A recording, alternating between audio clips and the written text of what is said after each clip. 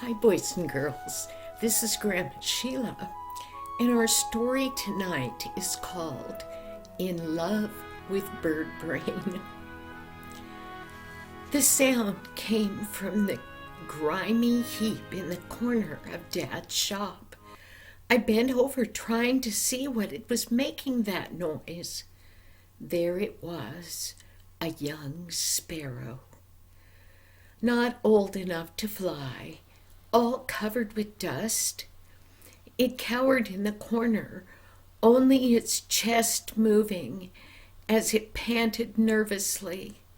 Silly thing, I muttered, wondering what to do with it. Overhead, the rafters echoed with loud chirps from older and wiser sparrows. Its mother was probably up there watching us. Surely she'd take care of it, even if the little bird had been dumb enough to fall out of the nest.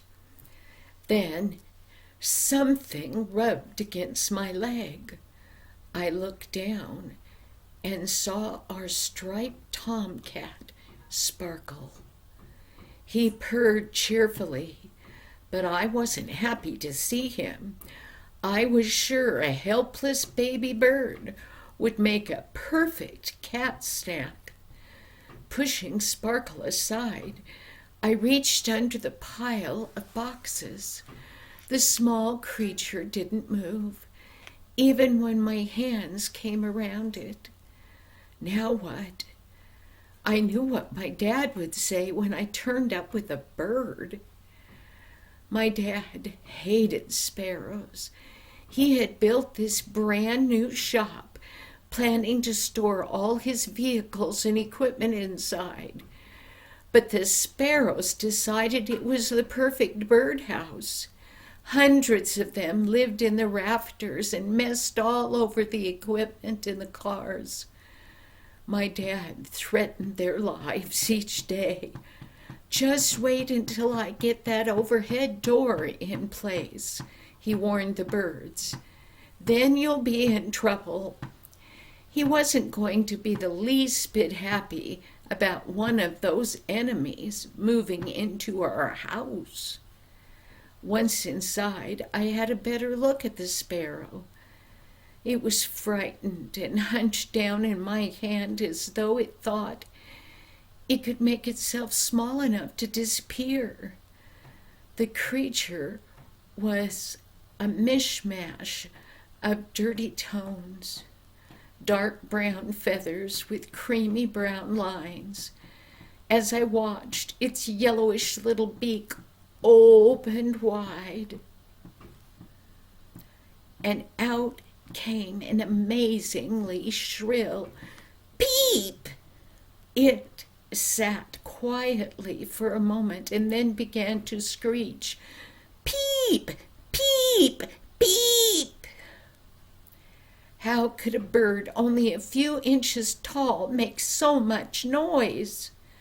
Obviously, I wouldn't be able to hide it from my parents. Luckily, my mom was a real animal lover. After I told her the story, she phoned around trying to get some idea what to feed a baby sparrow. When she finally got off the phone, she shook her head. "Looks as though no one else knows either," Mom said with a frown. "I guess we'll just have to use some of our own ideas and common sense." Mom told me that sparrows eat seeds, grains, and little bugs. We'll try to feed it these kinds of things. "Mom, you want me to catch bugs?" I asked. "You've got it," she answered with a faint smile. "If you're going to be this little Birdbrain's mother, you'll have to find it something to eat." The name Birdbrain stuck, and suddenly I became a mother bird. We fed Birdbrain all sorts of things, such as oatmeal porridge with dead flies mixed in, dog food, and hard-boiled eggs. At first, Birdbrain was difficult to feed. The creature cowered down low whenever I came near it. I had to pry its beak open and stuff a few crumbs inside it. But within a few hours, a little light seemed to come on in little Birdbrain's head. Birdbrain took a good look at me and decided I was Mama. By evening, all I had to do was walk by the cage, and Birdbrain's head would pop up and its bright yellow beak would open wide. I used a plastic spoon to scoop in a few bites of some sort of mash. Birdbrain loved it. Before long, whenever he saw the plastic spoon appear, Birdbrain would dance around in circles, head outstretched and beak flapping. More than once the bird fell right off my knees. Within a few days the little creature began fluttering around. Birdbrain could fly a few inches from the perch to my knee. It liked to be close to me. Well, one afternoon, Dad sat with his fingers in his ears, watching me feed Birdbrain. When I was finished, Dad said, "You know," he said, "I don't think this bird fell from a nest. I think its mother pushed it out." I had to smile, too.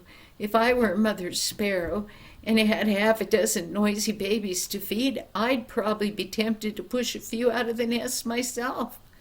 But even though Birdbrain was noisy, a lot of work, and not even that nice looking, with its porridge-encrusted chest and neck, I still loved my feathery baby.